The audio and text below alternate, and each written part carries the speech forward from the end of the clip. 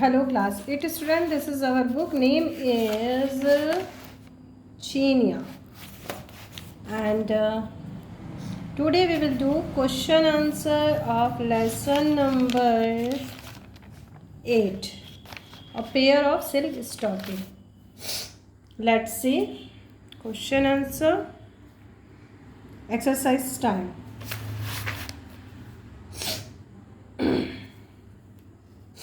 Answer the following question in one word or phrase. See the question number 1. What did Mrs. Somres find herself the unaccepted possessor of? मतलब ये है कि उन्होंने किस चीज़ के लिए अपने आप को किस चीज़ का स्वामी पाया उन्होंने अपने आप को. तो किसका पाया था? $15 का. $15 उनको मिले थे ना. What was Mrs. Somers more observed about? Mrs. Somers किस के बारे में ज़्यादा ऑब्जर्व रहती थी, पास्ट या प्रेजेंट? तो किस में रहती थी? प्रेजेंट के बारे में, यानी पास्ट की चीज़ों को तो भूल ही गई थी, प्रेजेंट में भी अपना सारा ध्यान लगाती थी. What did Mrs. Somers buy for herself? Mrs. Somers ने अपने लिए क्या खरीदा? Several things, बहुत सारी चीज़ें खरीदी. What did Mrs. Somers want to look? Mrs. Somers क्या देखना चाहती थी, क्या बनना चाहती थी? रिच और पुअर, यानी वो अपने आप को क्या देखना पसंद करना चाहती थी? रिच देखना चाहती थी. Over what did Mrs. Somers and another woman weep? किस चीज़ पर Mrs. Somers और जो दूसरी जो वुमेन थी वो रोई? ट्रेजेडी, जो वो प्ले देख रही थी ना, उस पर ट्रेजेडी थी, उस पर वो लोग रो रही थी. What did Mrs. Somers seem to wish when in the cable car? जब मिसेस सोमरस केबल कार में थी तो वो क्या सोच रही थी? वो ये सोच रही थी कि ये गाड़ी कभी रुके ही ना. इट वुड गो ऑन, बस ये चलती ही जाए, रुके ही ना. चलिए, tick the right option. $15 was Mrs. Somers a very large amount. A very large amount. Read this line from the story, first paragraph. It, Miss Money stuffed and the buzzed her worn old purse, gave her a feeling of importance such as she had not enjoyed for a year. मतलब उन्होंने कई सालों से enjoy नहीं किया था. What do you think is the meaning of this statement? इसका क्या मतलब है? इसका मतलब ये है कि Mrs Sommers was very rich in the past, यानी कि पास्ट में मिसेस सोमरस जो थी वो बहुत ही रिच थी, बट उनकी जो आई थिंक मैरिड होगी वो एक नॉर्मल फैमिली में हुई होगी, तो वो सारा ध्यान अपनी फैमिली में देती है और उसी के बारे में सोचती है. Mrs Sommers decide to spend money for her self, अपने लिए पैसा खर्चा करने का उन्होंने सोचा.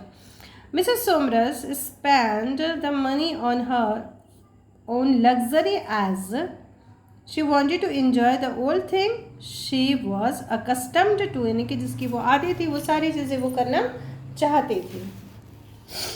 True false? $15 was a large sum for Mrs. Somers. Yes, बिल्कुल उनके लिए एक लार्ज अमाउंट था. Mrs. Somers wished to spend for money intelligently. Mrs. Somers जो पैसा था वो खर्चा कैसे करना चाहती थी? इंटेलिजेंटली, उनमें भी सूझबूझ से वो खर्चा करना चाहती थी और वो ऐसा खर्चा नहीं करना चाहती थी कि ताकि उन्हें बाद में पछताना पड़े. तो that is true. Mrs. Somers spent the money to meet the need of her family. Mrs. Somers जो उन्होंने जो खर्चा किया पैसा वो अपनी फैमिली की ज़रूरतों पे किया नहीं, उस दिन तो उन्होंने सिर्फ अपने ऊपर ही किया. Mrs. Somers bought a silk stocking only to feel wealthy. Mrs. Somers ने सिल्क स्टॉकिंग इसलिए खरीदे ताकि वो अपने आप को वेल्दी यानी कि धनी महसूस कर सके. यस, इसीलिए खरीदे थे. Mrs. Somers was like in a dreamy state while they spending the money. जब मिसेस सोमरस पैसा खर्चा कर रही थी तो उन्हें लग रहा था कि जस्ट लाइक ये ड्रीम ही होता है ना, सपना देख रही हो. यस, बिल्कुल देख रही थी. True. Mrs Sommers did it right by spending the money और सब. मिसेस सोमरस ने पैसा अपने ऊपर खर्चा करके सही कार्य किया. यस, किया. एक दिन तो अपने लिए होना ही चाहिए. That is true. चलो, in the following statement underline the main verb and pick out the auxiliary verb यानी कि हेल्पिंग वर्ब आपको क्या करना है, उसको पिक आउट करना है। तो अंडरलाइन कर देते हैं हम मेन वर्ब। तो मेन वर्ब हमारे accepted, agree, allow, enjoy, reason, drink, come, cut, develop, dancing, that is main verb. And the helping verb is have, will, did, can, had, should, will, has, will, are. Okay, okay, finish. And the choose the right the word which means the following, you see. Okay,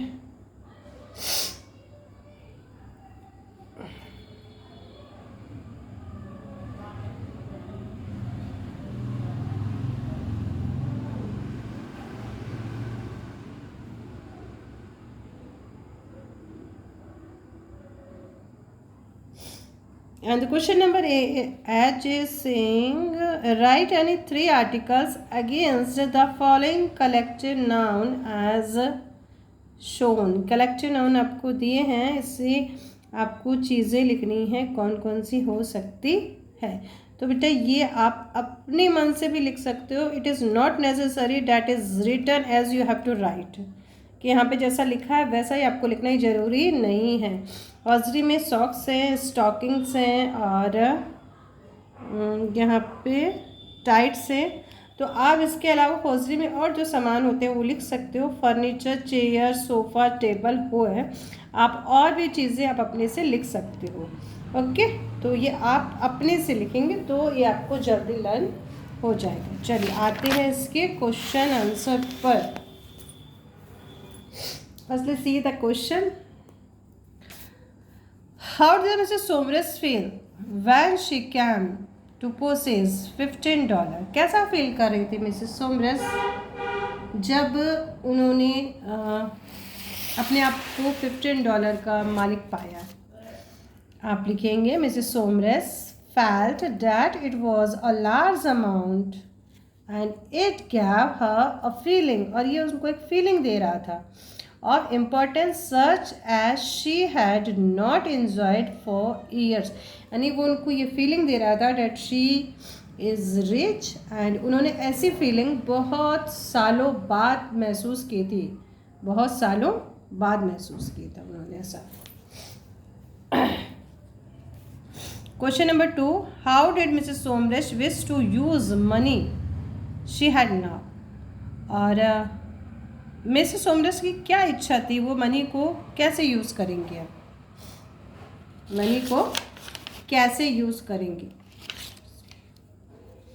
Mrs Sommers wish to use the money properly and judiciously, यानी बुद्धिमता के साथ और अच्छे से वो पैसे को खर्चा करेंगी।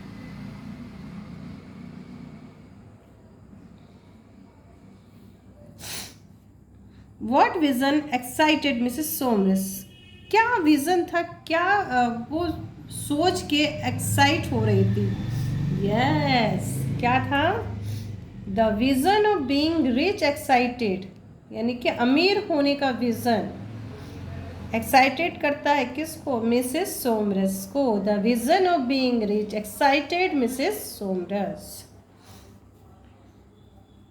Question number 4, why was a Mrs Sommers attract to buy silk stocking? क्यों अट्रैक्ट हुई वो सिल्क स्टॉकिंग खरीदने के लिए?